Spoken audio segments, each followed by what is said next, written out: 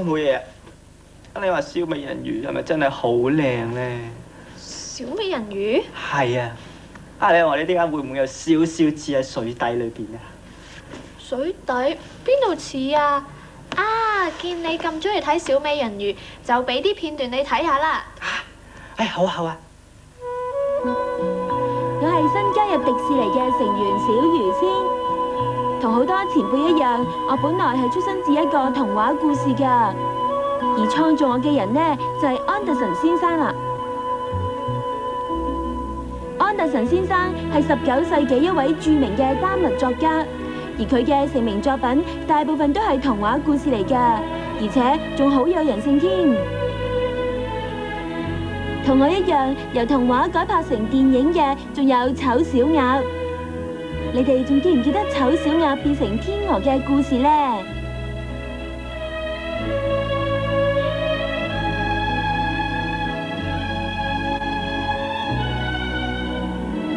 好啦，而家不如等我講下自己嘅故事啊！我個名就叫做愛麗雅，自細咧都喺海底嗰度生活㗎。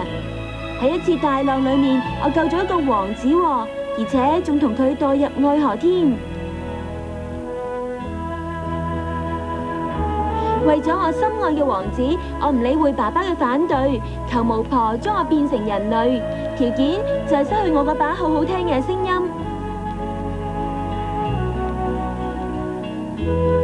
喺迪士尼嘅動畫裏面，奸嘅角色都好重要㗎，好似白雪公主裏面嘅巫婆皇后啦，鐵鈎船長同埋對我施咒語嘅巫婆，佢哋都證明惡人始終係有惡報嘅。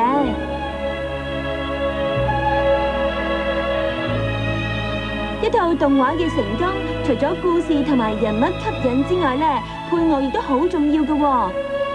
我哋呢一套小魚仙嘅配樂就曾經奪得2項格林美獎啦。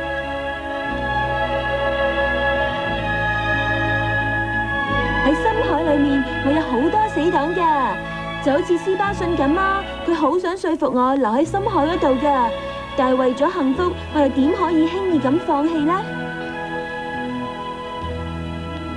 自從小魚仙推出之後，安德臣先生都好耐冇寫童話故事啦。不過有好多非常動人嘅童話故事都已經拍成動畫，你哋千祈唔好錯過啊！阿天啦，就做估就得啦。使乜咁心急啫？我哋大把時間啊嘛。你冇嘢啊嘛，你啲反應好慢啫，唔通